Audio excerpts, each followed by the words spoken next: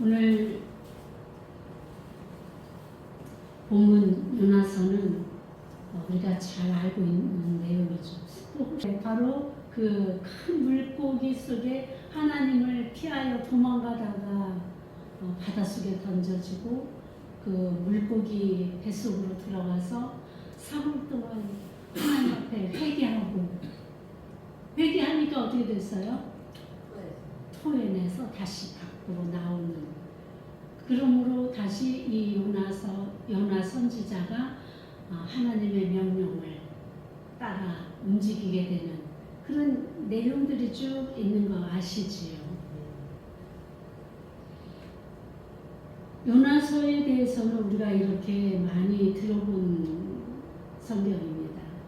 하나님께로부터 니느웨 성에 가서 40일 후에 심판이 있을 것이라고 선포하라는 명령을 받았지만 요나는 하나님의 말씀에 불순종하여 당시 세상 끝이라고 여겼던 다시스, 오늘날 스페인으로 도망하려다가 폭풍을 만나게 되고 바다 위로 던져지고 물고기 뱃속에서 이런 사흘간 있다가 다시 회개하고 토해냄을 통해 다시 세상으로 나오고 하나님의 명령을 따라 니느웨로 가서 사흘길 걸리는 성을 단지 하루만 다니면서 40일 후면 니느웨가 무너질 것이다 라고 선포하니 니느웨 성이 회개함으로 하나님의 진노를 벗어나게 되었다는 것이 대강의 스토리지요.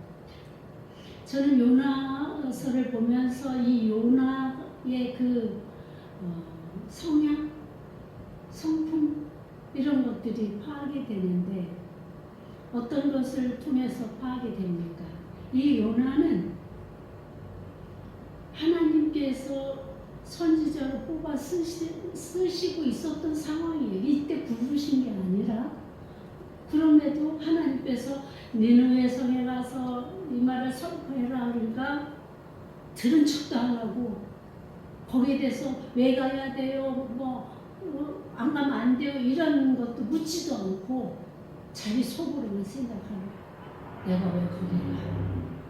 그랬을 것 같아요. 성경에 나와 있지는 않지만 모든 앞뒤 맥락을 보았을 때 왜 그런 마음을 먹었을까요?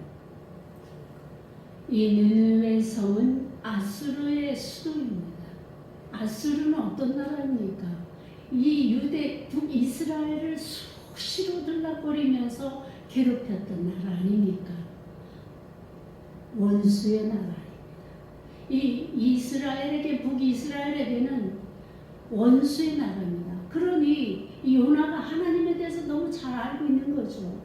내가 이 말을 가서 선포하면 혹시 저들이 이 말을 듣고 회개하게 되면 하나님께서 저들을 재앙을 내리시겠다고 했던 것이 바뀌어져서 저들을 오히려 용서하시는 하나님이 되시면 어떡할까? 그게 싫은 거예요. 마음속으로. 저들은 하나님 앞에 재앙을 받고 심판을 받고 그야말로 무수한 어려움을 겪어야 내 속이 시원할 텐데 저들이 그만큼 이 북이스라엘에게는 아주 나쁜 짓을 많이 했거든요. 인간적으로는 이 요나의 심정이 100번 이해됩니다. 우리가 그야말로 가위바위보라도 일본한테는 쳐서는 안 된다라는 그 마음이 왜 있습니까? 그만큼 일본을 통해서 우리 대한민국이 당한 고통이 있기 때문 아니겠습니까? 수십 년이 흘렀음에도 불구하고 지금 또 여전히 저들에게 하찮은 가위바위보조차도 치면 안 된다고 스포츠 선수들이 길을 쓰고 다른 나라를 쳐도 일본만큼 이겨야 된다고 그렇게 각오를 하고 경기를 한다고 하지 않습니까? 바로 이 마음이 요나의 마음이었던 거예요. 그래서 이 요나는 묻지도 않고 따지지도 않고 그저 그냥 내가 하나님 없는 곳을 가서 피하면 우리 하나님 나를 찾지 못하고 다시 부르지도 못할 것이고 나에게 저런 말씀도 안 하실 것이고 이게 요나의 마음이죠. 그래서 세상 끝 당시에 지중해가 이렇게 있잖아요. 우리 그림 잘 기억하시잖아요.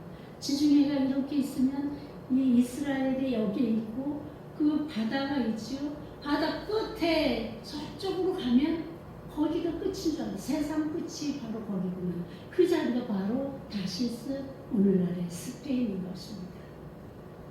그래서 이 요나는 가족 다시스로 가는 배를 타기 위해서 옆바로 내려가고 또 배를 타고 또 이제 강물에 던지고 물고기 뱃속으로 내려가고 내려갑니다. 하나님을 피해서 우리는 하나님을 멀리 떠나기 위해서 내려가는 것입니다. 어디까지? 물고기 뱃속까지.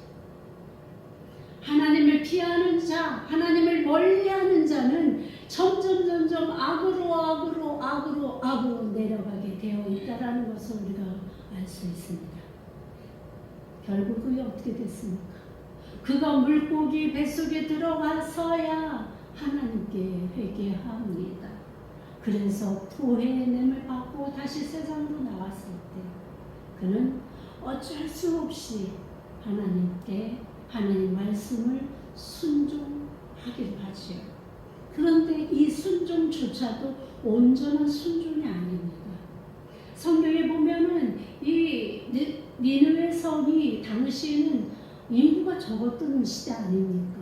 그런데 도시가 사람 걸음으로 걸어서 사흘길을 가야 될 만큼 큰 도시였다라고 성경은 기록합니다. 그런데 하나님은 니느웨 성 전체를 다니면서, 그러니까 사흘길을 다니면서 곳곳에 큰 소리로 외치라고 말씀하셨습니다. 그런데 이 요나는 그렇게 하지 않았어요. 하루길, 그것도 부지런히 다닌 것도 아니고 아마도 터덜터덜 이렇게 가기 싫은 거 억지로 가면서 그냥 큰 소리가 아니라 한마디씩 몇 걸음 가다가 니느웨 성이 40일이면 망한다, 아마 이렇게까지밖에 안 했을 것 같아요. 이게 진심으로 전심으로 다해서 하나님 말씀을 요나는 전하지 않았던 것이죠. 그런데 놀랍게도 이 불충실한 요나의 한마디씨가 이 니느웨 성의 사람들에게 들려지는 것입니다. 그들은 그 이야기를 듣자마자 곧바로 일련의 행동을 취합니다. 이것이 오늘 우리가 깊게 살펴보아야 할 회개는 어떻게 할까요? 어떻게 하는 것이 진정한 회개일까요?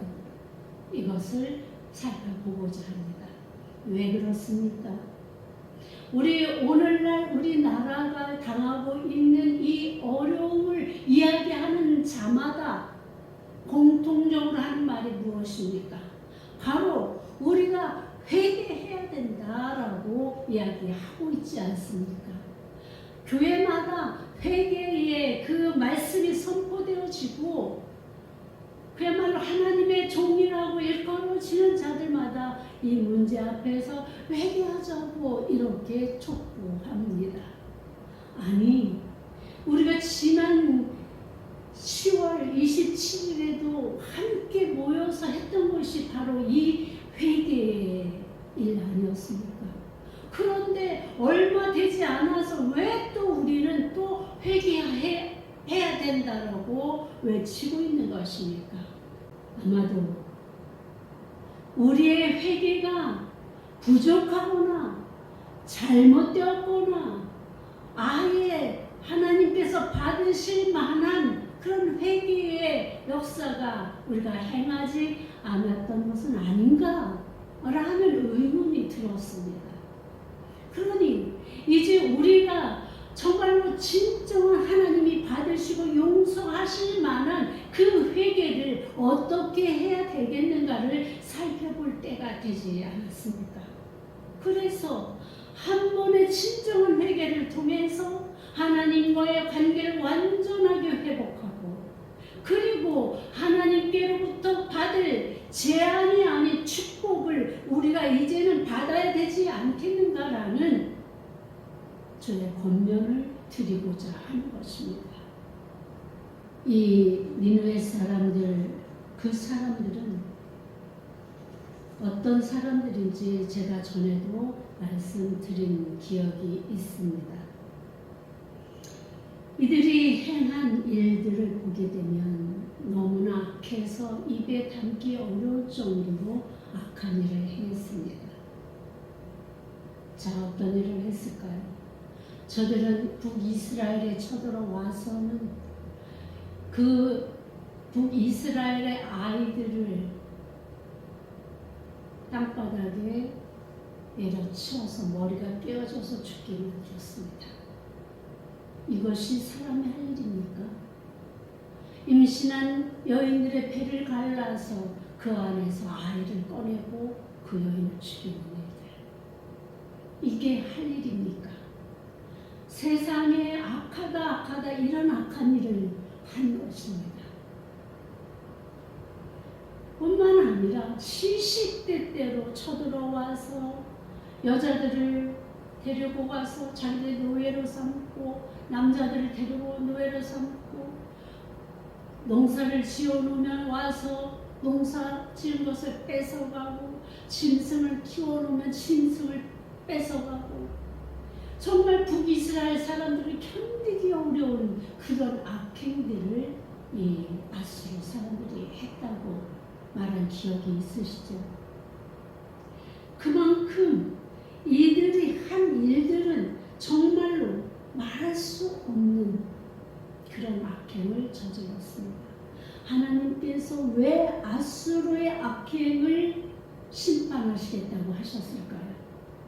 바로 하나님께서는 이 북이스라엘 민족들, 남유다 사람들, 이들을 우상 숭배하고 하나님을 멀리 떠나고 이 악한 죄를 범하는 것을 가르쳐서 다시 하나님의 온전한 백성으로 삼게 하기 위해서 이들을 치는 막대기로 아수르를 사용하신 것입니다. 그런데 이 아수르는 하나님께서 허락한 그 어느 정도의 고통을 주는 그런 것이 아니라 그 이상을 뛰어넘어서 정말 해서는 안 되는 악행을 저질렀기에 하나님께서는 내가 허락한 것 외에 너희들이 더한 죄를 내가 심판하겠다고 말씀하신 것 아니겠습니까? 그러니까 악한 자들이 하는 행위, 이것도 어느 정도 하나님의 뜻에 의해서 이루어질 수 있습니다. 왜? 그들을 통해서 하나님의 백성들을 다시 고치고 성결하게 하고 그래서 다시 하나님과 연합된 그런 삶을 살게 하기 위한 막대기일 뿐입니다. 그런데 이들의 도를 지나면 하나님께서는 여지없이 그들에게 채찍을 가하시는 분이십니다. 하나님의 백성을 사랑하시기 때문에 저들을 막대기로 사용하신 것뿐이지 완전히 저들에게 내어주고 그야말로 망하게 하기 위해서 그렇게 하시는 하나님이 아니신 것이기 때문입니다. 우리가 그것을 성경을 통해서 역사를 통해서 알게 되지요. 오늘 하나님께서 이 아수르를 이렇게 재앙을 내리겠다고 한 것도 우리는 또한 다른 부분을 곁들여서 생각해 보아야 합니다. 무엇인가 하면 이 이스라엘 민족들은 자기들만 선민의식을 갖고 있잖아요. 이방인들은 다 멸망할 자, 상종 못할 자들로 여기잖아요. 그래서 개와 같이 취급하고 멸시하고 능욕합니다. 그런데 여러분, 이들조차도 누구의 작품입니까? 하나님이 만드신 아담과 하와로부터 시작된 인류 아닙니까?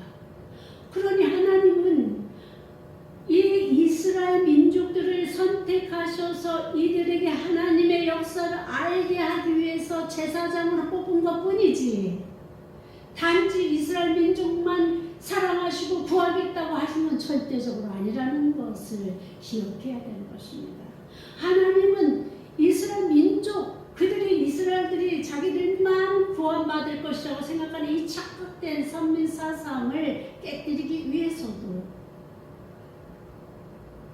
아수르를 그들을 죄를 깨닫게 하고 참 하나님이 계신다는 것을 알게 하기 위한 방편으로도 이 일을 사용하셨다라는 놀라운 사실을 우리가 기억해야 할 것입니다.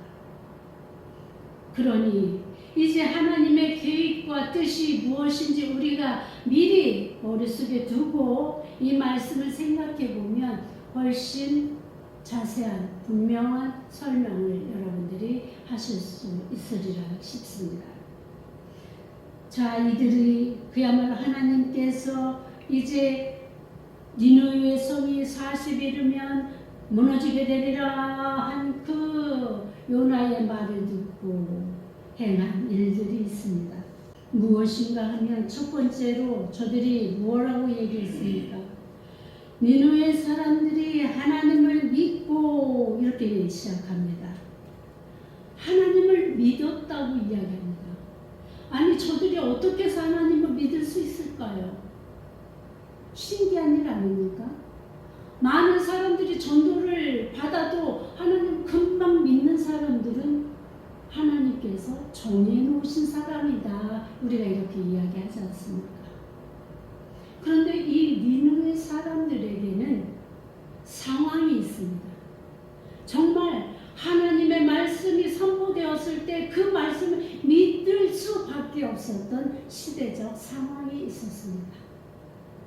무엇인가 하면 이들에게는 주변에 그야말로 그 아라랏이라는 나라 신 국가가 막 일어나는 상황 속에 있었고 이들과 전쟁을 하는데 아수르가 대국이었지만 이들과 오랫동안 전쟁을 하다 보니까 점점 국세가 국력이 약해져 버린 거예요. 그런 상황에서 정말 어려움 속에 닥쳐 있을 때 또 한 가지 온 나라에 전염병이 돌아서 많은 사람들이 죽었습니다. 뿐만 아니라 그러니까 사람들이 얼마나 국민들이 뒤숭숭하고 두려움에 떨고 있었겠습니까?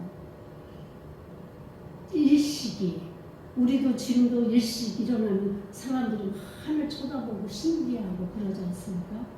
그런데 개기일식이 아니라 완전히 깜깜해지는 흑암에 뒤덮이는 이런 일식이 이 땅에 일어난 거예요. 그러니 그 나라 국민들이 백성들이 보았을 때 와 이제 우리나라 망하게 되었구나. 정말 어떻게 하면 좋을까? 전염병 돌고 하늘이 다 깜속에 다 닫혔고 이런 일들을 겪고 난 이 사람들에게 두려움과 공포가 있었던 상황이었습니다. 그러니 이 요나의 그 이야기를 들은 이 백성들이 정말 우리는 40일 후면 망하는구나 이 공포 속에 빠져들지 않았겠습니까? 그러니 저들에게 여호와의 하나님의 말씀이 선포되어질 때 그 여호와 하나님이 정말로 이 땅을 다스리고 계시는구나. 저 신이야말로 진정한 신이시구나. 이런 믿음이 생기지 않았겠습니까? 그러니 이들이 이 재앙에 대한 선포를 듣고는 곧장 하나님을 믿을 수밖에 없었던 상황이 펼쳐지고 있었던 것입니다. 다시 이야기해 봅시다. 하나님께서 이 나라의 환경이 지금 어떻게 몰아가고 있는 거예요? 전쟁, 전염병, 일시, 사람의 힘으로는 어찌할 수 없는 상황으로 하나님께서 점점 이끌어 가시고 계신 것이죠. 다시 말하면 하나님을 믿을 수밖에 없는 상황을 만들어 놓으시고 요나를 보내신 것입니다. 왜? 이 아수르를 살리기 위해서가 아니라 아수르를 회개하고 돌이켜 저들이 하나님 믿는 백성을 만들게 될 때 그 나라를 통해서 주변의 국가들이 하나님을 알게 되고 하나님을 믿게 될 수 있는 복음의 통로가 되기 때문 아니겠습니까? 이렇게 아수르의 그야말로 역사가 정말 역사적으로 일시적으로 이들이 유일신을 믿었더라라는 증거가 오늘날에도 나와 있습니다. 이때가 바로 그때 아니겠습니까? 여러분 놀랍지 않으세요? 하나님의 역사는 이렇게 이루어지는 것입니다. 두 번째로 이들이 한 일이 어떤 일을 했을까요? 금식을 선포하고입니다. 금식은 근본적으로 사람이 자신의 생명을 내어놓는 것입니다. 이것은 하나님께 자신의 생명까지 맡기는 것이며 자신의 죄악을 크게 회개한다는 것입니다. 이것은 본인의 죄악이 있음을 인정하는 것 아니겠습니까? 회개한다고 하면서 형식적으로 잘못했어요. 이 말 한마디 하는 것으로 끝나는 것, 이것은 회개가 아닙니다. 이들은 자신의 죄의 있음을 하나님 앞에 고백하고 용서를 구하며 자신의 생명까지 내어놓는 금식을 선포한 것입니다. 세 번째로 그들이 한 일은 높고 낮음을 막론하고 굵은 베옷을 입은지라입니다. 굵은 베옷은 삼배로 만든 설기설기 엮은 옷이지요. 이 옷은 장례식이나 국가적으로 위기를 만났을 때 백성들이 입는 옷입니다. 이것은 극심한 심적 고통을 표현하고자 할 때, 하나님 앞에 크게 회개하고자 할 때 입는 옷입니다. 이들은 평상시 자신들이 자랑하던 고운 옷들을 다 벗고 철저하게 낮아져서 안락함과 평안함을 자발적으로 거부하면서 스스로 괴롭게 하겠다는 의지를 표명하는 것입니다. 회개는 겸비하게 하나님 앞에 나아가는 것입니다. 자신의 죄인임을 고백하며 하나님의 용서를 구하며 나가는 자가 어찌 교만하고 완악한 그 자세로 나가겠습니까? 높은 자로부터 낮은 자에 이르기까지 자신의 모든 것들을 다 벗어 던지고 주님 앞에 겸손하게 나아가 하나님의 은혜를 구하는 그 신령이 저들 속에 있었다는 것입니다. 성읍 전체가 멸망할 것을 두려워하는 마음으로 은혜를 구하는 자세입니다. 마치 지금 우리나라가 공사나 되든지 중국의 속국이 될 것을 두려워하는 우리와 같은 심정이 아니었을까요? 이 소식을 들은 왕마저 보좌에서 일어나 왕복을 벗고 붉은 베옷을 입고 제 위에 앉으니라. 요나가 왕국에 들어가 전해진 것이 아니라 하기 싫어서 억지로 투덜거리며 길거리에서 뜨문뜨문 한마디씩 던져진 그 소식을 듣고 왕마저 자신의 모든 권위를 내려놓고 죄인된 슬픔으로 제에 앉았다는 것은 이들의 절박한 심정이 느껴지는 부분 아니겠습니까? 고대 근동에서 제 위에 앉거나 뒤집어 쓰는 것은 참을 수 없는 극심한 고통을 호소하는 것입니다. 당시 세계 최고의 권세를 가졌던 아수르의 왕이 이러한 행동을 한다는 것은 아주 비정상적인 일입니다. 비상식적인 일입니다. 그러나 아수르 왕은 철저하게 하나님 앞에 자신을 내려놓고 하나님의 권세를 인정하며 은혜를 간구했던 것입니다. 세상의 권세는 가졌지만 세상 권세로서는 감당할 수 없는 이 하나님의 재앙 앞에서 철저하게 하나님 앞에 무릎 꿇고 하나님의 도우심을 구하는 왕의 자세를 통해서 우리는 무엇을 볼 수 있습니까? 아무리 높은 자일지라도 아무리 많은 것을 가진 자일지라도 하나님과 하나님과 견주어 볼 수 없는, 아무리 힘쓰어도 하나님 앞에서는 무릎 꿇을 수밖에 없는 현실을 인정하는 것, 이것이 필요한 것입니다. 우리가 죄를 지어서 하나님 앞에 나아갈지라도 이 모든 심령과 생각과 모든 것들이 합해지지 않으면 진정한 회개가 될 수 없습니다. 겸손히 나 위에 계셔서 나를 다스리실 분을 인정하는 그 겸손한 마음이 우리에게 있을 때 진정한 회개의 마음이 생겨나지 않겠습니까? 이 왕은 전국에 조서를 내려서 사람들뿐만 아니라 짐승에게까지 금식을 시키고 베옷을 입히고 물조차 마시지 말라고 조서를 내립니다. 정말 이들은 죽기 살기로 하나님 앞에 매달린 것입니다. 하나님 아니면 이를 해결할 분이 없으신 것을 인정하고 고백하는 이들의 심정인 것입니다.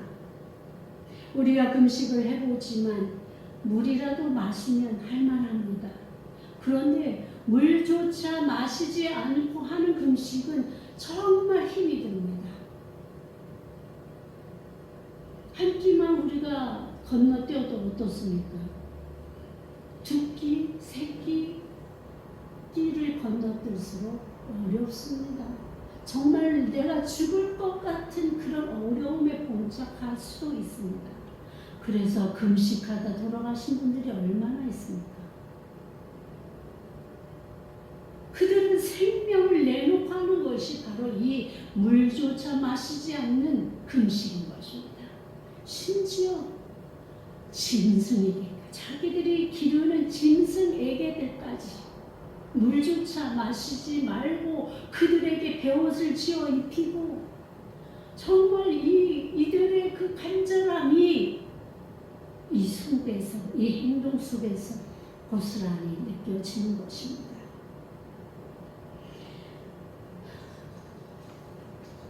네 번째, 그들이 한 일은 힘써 하나님께 부르짖으라. 본문에서 힘써를 가리키는 호즈카라는 이 단어는 매우 격렬한 상태를 강조하는 말. 사람들이 큰 원한을 가지고 심하게 다툴 때 그 사실을 자기의 그 마음을 이야기할 때 사용되는 단어입니다. 그러니 얼마나 극심하게 정말 최고의 자신의 마음을 소리 높이 하나님께 외치는 그런 부르짖음, 그 기도를 하라는 것입니다. 우리가 기도에도 여러 가지가 있지요. 묵상 기도도 있고, 그리고 우리가 입술을 조아리며 조그맣게 하는 기도가 있고, 또 그냥 큰 통성을 하는 기도 있고, 최상이 무엇입니까? 아니, 최상이라는 말은 가장 정말 힘들 때, 극한 상황일 때, 우리가 하나님 앞에 우리의 사정을 아뢰 때에 하는 말은 부르짖는 기도입니다. 하나님께서 안 들으실까봐, 못 들으실까봐 정말 소리 높여 있는 힘껏 주님을 부르고 나의 사정을 하소연할 때 그 하나님께서 더 절박하게 우리를 돌아보신다고 생각하기에 이 왕은 힘써 정말 격렬하게 하나님께 부르짖으라고 이렇게 이야기하고 있는 것입니다. 얼마나 절박하게, 간곡하게, 처절하게 하나님을 부르짖었는지 알 수 있습니다. 기도할 때 1시간 이상 이렇게 소리 지르며 간절하게 기도하는 것 쉽지 않습니다. 한두 마디, 하루 이틀 계속 반복해서 이렇게 한다면 얼마나 기운 빠지고 힘들고 하는지 여러분들 아실 것입니다. 기도하라고 하면 20-30분 하고 나면 어때요? 우리 성도들이 대부분 20-30분만 하면은 힘들어서 그만두는 걸 보게 되는데, 들으실 때까지 한다고 생각해 보세요. 응답하실 때까지 한다고 생각해 보세요. 이들이 얼마나 정말 온 마음을 다해서 하나님을 찾았는지를 알 수 있게 됩니다. 회개는 이런 것입니다. 눈물 콧물 쏟으며 우리 주의 성령이 임하실 때 경험했던 것 있지 않습니까? 제일 먼저 하시는 게 뭐예요? 우리 회개시키는 것 아닙니까? 우리 마음을 아프게 하고 애통하게 하면서 나의 죄가를 눈물로 콧물로 고백하게 하는 그 일련의 일들을 전제하고 난 후에 주의 성령의 강하게 임재하심을 우리가 다 경험해 보셨을 것입니다. 그렇습니다. 주의 성령이 임하는 진정한 회개는 바로 우리의 죄를 주 앞에 내어놓고 용서해달라고 이렇게 애타는 심정으로 부르짖을 때 이 역사가 나타나는 것입니다. 다섯 번째로는 각기 악한 길과 손으로 행한 강포에서 떠날 것이다. 저는 이 말씀이 가장 오늘 우리가 다시 회개해야 되고 또 해야 되고 또 해야 되는 이유가 바로 여기에 있다고 생각합니다. 금식은 합니다. 하나님을 믿기는 합니다. 하나님 앞에 회개하고 큰 소리로 울부짖기도 합니다. 그런데 중요한 것은 그렇게 회개했으면 계자가 뭐죠? 고칠 게 아닙니까? 그죠? 고쳐야 되지 않겠습니까? 그런데 앞에 있는 네 가지는 하는데 이 마지막 다섯 번째를 우리가 하지 않고 있는 것 아닌가라는 그런 생각을 하게 된 것입니다.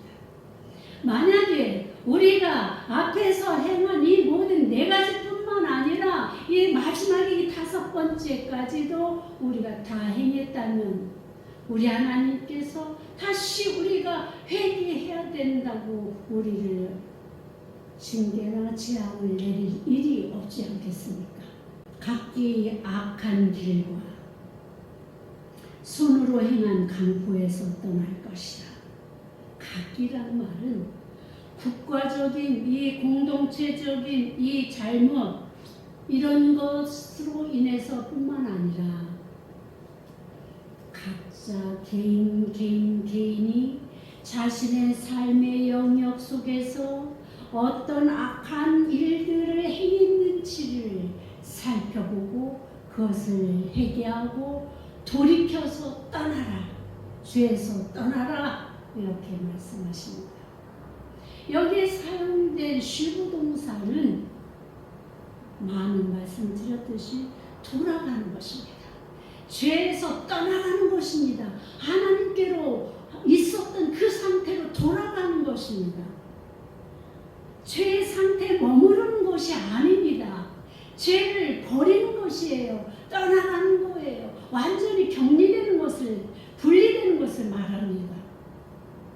하나님 앞에 하나님 저가 이렇게 잘못했습니다. 저 사람을 제가 정말 멸시했습니다. 저 사람에게 제가 저주를 했습니다. 저 사람에게 정말 불의를 행했습니다. 이렇게 말은 했는데 그 다음에 하지 말아야 될 거 아니에요.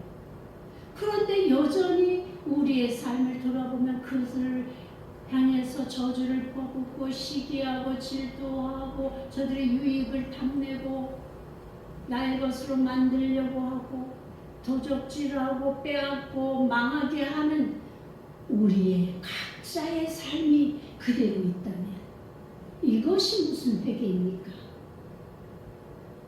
그러기에 우리는 이 회개가 완전하지 않는 것입니다. 또 하고 해야 될 이유가 바로 여기 있는 것 아니겠습니까? 그들 손으로 행한 강포, 그들이 아수르 사람들이 그들이 손으로 아이들을 들어서 땅바닥에 치고 아기를 가진 여인의 배를 가르고 온갖 악행한 것들, 그 강포한 행위, 너희 손으로 한 것들, 마음으로 한 것뿐만 아니라 너희 손으로 직접 행했던 그 악한 하신 것입니다.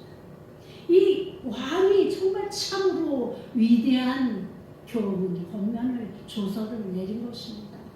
이들의 생각에도 여기에서 떠나지 않고는 하나님께서 용서하지 않으리라는 그러한 판단이 있었기에 이것을 국민들에게 다 이야기하지 않았겠습니까? 우리나라가 당했던 일들, 어려운 일들, 그 속에서도 우리가 공통적으로 고백하는 것은 오늘날 이 나라가 이만큼 복받는 나라가 된 이유가 하나님께 새벽마다 밤마다 때마다 시마다 주 앞에 무릎 꿇고 기도하는 기도의 용사들, 어떻게 해서든 하나님의 말씀대로 살으려고 없는 형편에 나눠주고 베풀며 돌보는 하나님의 사랑을 실천하려고 애썼던 우리 부모 세대들의 그 행함이 바로 오늘날 우리를 세계의 경제력 10위, 국방력 5위, 국력 6위, 일본을 제치고 6위가 우리나라의 국력이라고 합니다. 이 얼마나 기가 막힌 일입니까? 이 조그마한 땅덩어리에서 어떻게 이런 일을 행할 수 있겠습니까?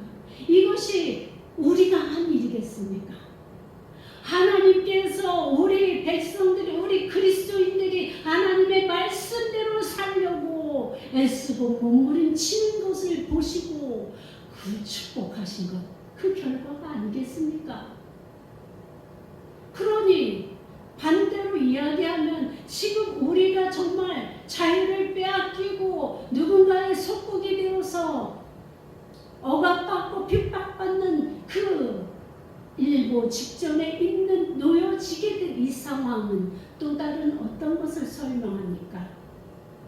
부모 세대로부터 이렇게 우리는 축복받은 그런 나라가 되었는데 이제 그 축복을 마음껏 나를 위해서, 나의 기쁨을 위해서, 우리의 유익을 위해서 마음대로 만용하고 마음대로 펼치고 마음대로 악으로 치닫던 우리 세대의 죄가의 결과 아니겠습니까? 이제 여러분, 우리가 지금 나라를 위해서, 자유를 위해서, 대통령을 위해서가 아니라 대한민국을 위해서 우리가 대통령을 살려내야 되는 것이고, 우리가 정말 하나님의 나라를 우리가 지키기 위해서 우리가 목숨을 걸고 싸워야 하는 이유를 여기에서 파악하시기 바랍니다. 우리가 왜 이렇게 해야 되는지를, 우리가 왜 회개를 완전하게 완벽하게 하나님이 원하시는 분량대로 이루고 고치고 떠나고 이렇게 해서 하나님 앞에 서야 되는 이유가 분명하게 나오게 되는 것을 명심하시기 바랍니다. 회개했다는 사람들이 여전히 같은 삶을 산다면 그는 회개하지 않은 사람입니다. 아니, 하나님을 속이는 것이고 사람들을 속이는 것이고 자신을 속이는 것입니다. 이제 우리나라가 이런 어려움에 놓일 때 우리가 하여야 할 일들은 우리가 살펴본 니느웨 사람들의 행함과 같아야 하지 않겠느냐라는 말씀을 드리고 싶은 것입니다. 이제 우리는 그저 형식적으로 왔다 갔다 하는 성전들만 밟는 그런 가짜 그리스도인이 아니라 진심으로 우리를 다스릴 하나님이 우리의 아버지시고 우리 하나님이심을 믿는 그 믿음이 있어야 할 것이고, 하나님 앞에 날마다 나아가 겸손하게 주님을 인정하고 높여드리는 그런 겸비함이 있어야 할 것입니다. 하나님을 향해서 우리가 겸손하게 정말 우리의 생명까지도 주님 앞에 온전히 의탁할 만한 그런 마음으로 절박한 마음으로 힘써 하나님께 부르짖고 이제 더 나아가 우리의 잘못, 우리가 하나님을 제대로 믿지 못한 것, 인정하지 못한 것, 주의 나라를 위해서 힘쓰지 못한 것, 주의 사랑을 전하지 못하고 주의 말씀대로 공의와 정의를 위해 살지 못하고 나라를 위해서 기도하지 못한 것, 주변의 국민들이 죄의 길로 빠질 때 저들을 권면하고 돌이키게 하기는 망정 나조차도 그들과 함께 했던 그 죄의 현장의 나의 모습들,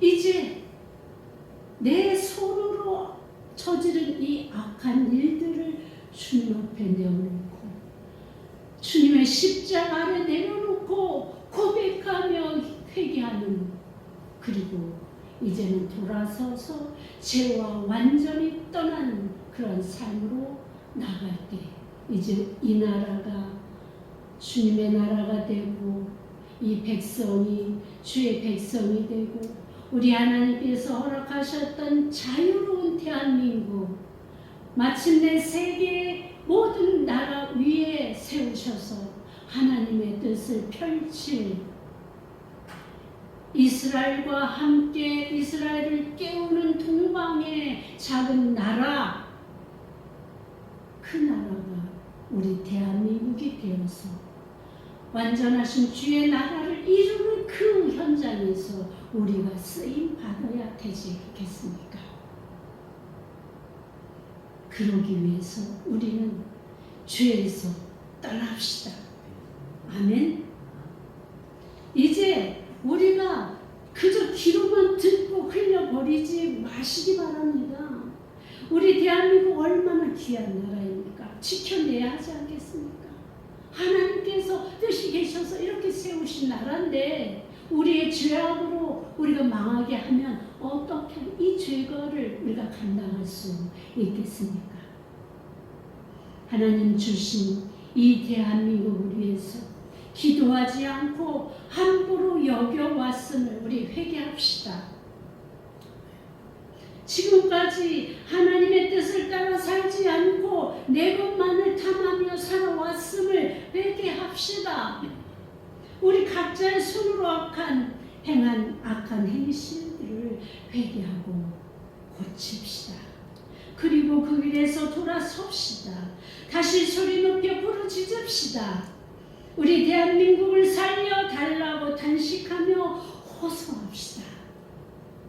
지금의 상황에서 악은 무너지고 하나님의 정의가 세워지도록 온 백성이 자신의 죄를 끊고 돌아와 온전히 하나님만 섬기며 살아가도록 우리 대통령을 다시 복권시키셔서 함께 하나님의 나라를 세워갈 수 있도록, 그러기 위해서 차디찬 감옥일지라도 하나님을 깊이 만나는 은혜의 장소가 되어질 수 있도록, 그래서 우리가 한 마음으로 주님 앞으로 통곡하며 나아갑시다. 그러므로 이 나라가 살아나고 우리 공동체가, 우리 가정이, 우리 개인들이 살아나 하나님의 완전하신 나라를 세워가는 길에 우리 함께 세워가기를 우리 힘을 모읍시다. 그 축복의 길에 우리 모든 성도들이 함께 할 수 있기를 주님의 이름으로 축원합니다. 기도합시다. 하나님 아버지, 정말 우리는 너무나 악하고 너무나 미련하고 어리석은 자들입니다. 하나님께서 말씀을 성경을 통해서 우리가 어떻게 살아야 될지 지속적으로 반복적으로 가르치시고 예를 들어가면서까지 이렇게 우리에게 교훈하셨건만 우리는 그저 한 귀로 듣고 한 귀로 흘려보내고 눈으로 보고 눈을 그냥 씻어버리는 것 같이 우리와는 상관없는 삶을 살았음을 아버지 용서하여 주옵소서. 이제 아버지 하나님, 대한민국이 이런 어려움을 당한 것이 니느웨에 선 사람들이 그 정말 40인 흠이 자신들의 삶을 주 앞에 온전히 내어놓고 주 앞에 용서를 구했던 그 모습을 우리 대한민국이 하게 하여 주옵소서. 그러므로 이제 다시 일어나 주님의 귀한 나라, 주님의 귀한 백성들, 주님의 나라를 완성시킬 그 길에 우리가 사용되어질 수 있는 나라, 백성이 될 수 있도록 하나님 우리를 고쳐주시옵시고 새롭게 하여 주시옵시고 완전하게 하여 주시고 아버지 하나님 거룩하게 하여 주옵소서. 예수님의 이름으로 기도하였습니다.